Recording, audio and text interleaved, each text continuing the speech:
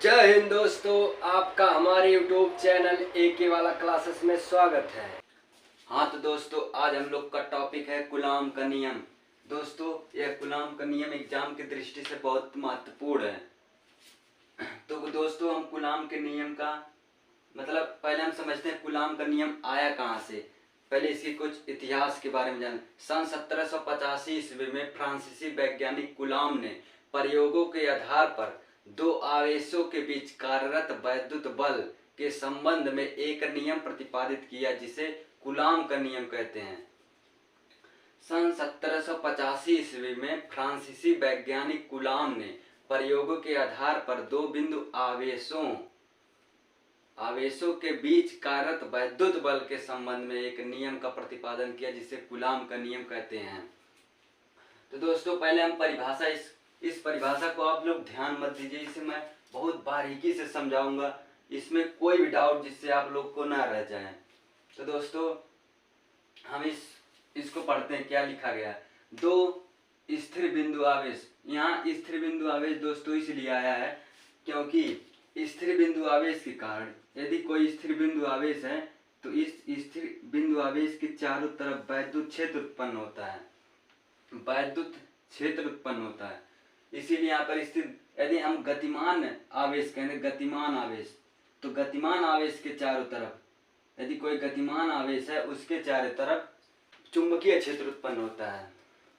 यदि कोई गतिमान आवेश है तो उसके चारों तरफ चुंबकीय क्षेत्र उत्पन्न होता है।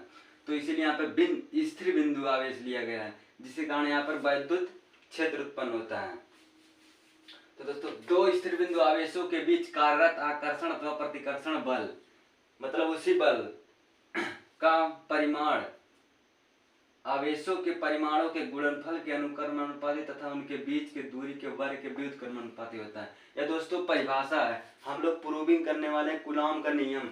अभी आप लोग दोस्तों परेशान मत होइए, हम मिनटों में इसे समझाते हैं क्या है। माना दो बिंदु आवेश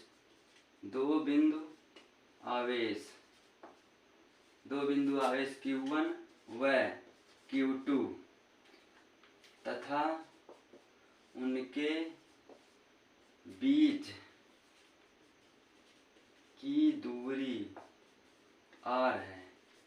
दो बिंदु आवेश Q1 और Q2 तथा उनके बीच की दूरी r है, तो उन पर कार्यरत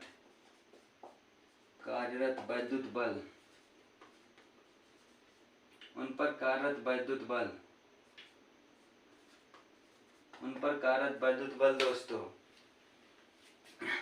तो इसी परिभाषा का हम प्रयोग करेंगे। तो पहले हमें क्या दिया? Q1 और Q2 दो बिंदु आवेश हैं। तो दोस्तों मतलब जो बल निकाल रहे हैं, देखिए आकर्षण अथवा प्रतिकर्षण बल लगेगा।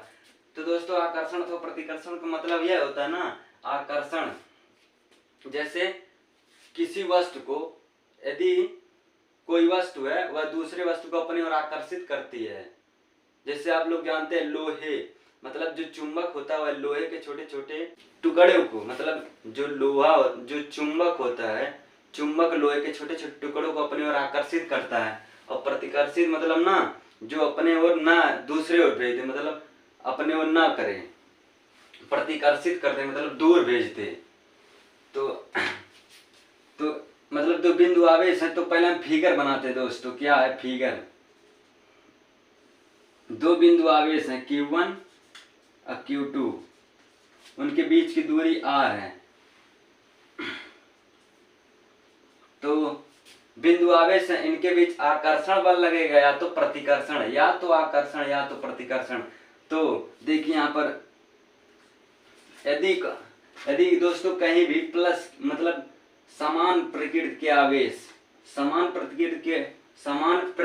आवेश हो, तो वे एक दूसरे को प्रतिकर्षित करते हैं।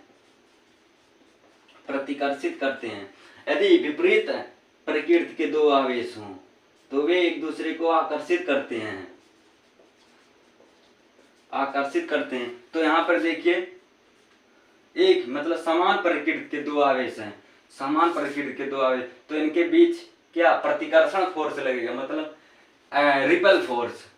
या तो अट्रैक्शन या तो रिपल, लेकिन यहाँ पे समान प्रकृति के दो आवेश हैं तो इनके बीच रिपल फोर्स लगेगा, प्रतिकर्षण बल।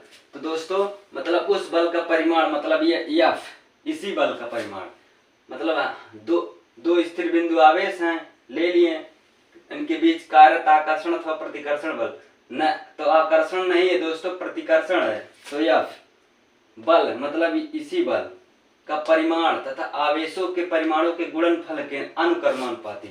अनुक्रमानुपाती दोस्तों आवेशों के गुणनफल Q1 इंटू Q2 मतलब गुणनफल के अनुक्रमण तथा उनके बीच के दूरी के वर्ग के व्युत्क्रमानुपाती। तो दोस्तों उनके बीच की दूरी r है, तो उनके बीच की दूरी के वर्ग के व्युत्क्रमानुपाती। तो दोस्तों पहले हम समझते हैं अनुक्रमानुपाती क्या है, व्युत्क्रमानुपाती। अनुक्रमानुपाती दोस्तों जी बराबर के इस तरफ कोई राशि है, और इस तरफ कोई राशि है। यदि इस राशि को हम इंक्रीज करेंगे तो यह भी उसी के साथ इंक्रीज करेगा, सेम मात्रा में दोनों इंक्रीज करेंगे। यदि इस राशि को बढ़ाएंगे तो यह भी राशि इंक्रीज करेगा। तो मतलब यदि हम Q1 और Q2 को बढ़ाएंगे तो इस पर लगने वाला फोर्स भी बढ़ेगा। और व्युत्क्रमानुपाती मतलब बराबर के इस तरफ कोई राशि है और इस तरफ कोई, यदि इसको बढ़ाएंगे इंक्रीज करेंगे तो यह घटेगा यानी डिक्रीज करेगा। तो वह 1/, लिखा जाता है दोस्तों, कोई राशि है वह 1/, लिखा जाता है, तो इसीलिए व्युत्क्रमानुपाती। तो इसके दूरी के वर्ग, तो वर्ग का इसलिए स्क्वायर लगा दिया गया है कि व्युत्क्रमानुपाती होता है। तो समीकरण 1 मान लीजिए इसे दोस्तों, समीकरण नंबर 2 मान लीजिए। समीकरण 1 और 2 को मिला दीजिए तो यह बराबर नहीं यह proportional Q1 Q2 upon R²। दोस्तों यदि हम जानते हैं मतलब फिजिक्स में कभी भी प्रोपोर्शनल को हटाते हैं तो एक नियतांक आता है, तो यहाँ एक नियतांक आने वाला है कि यह बराबर के Q1 Q2 अपॉन R²।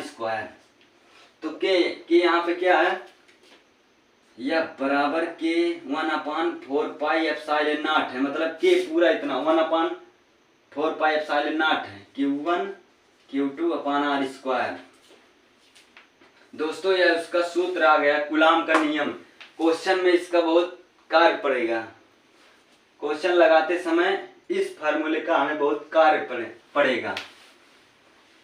तो दोस्तों यहाँ पे ε0 क्या है दोस्तों, ε0 ना निर्वात अथवा वायु की वैद्युतशीलता है। इस पूरे नियतांक का मान 1/4πε0 का मान जो होता है 9.0 × 10⁹ न्यूटन मीटर स्क्वायर पर कूलाम स्क्वायर होता है। यदि दोस्तों आप हमारी वीडियो को पहली बार देख रहे हैं तो हमारे चैनल को सब्सक्राइब करें और लाइक करें एंड शेयर करें।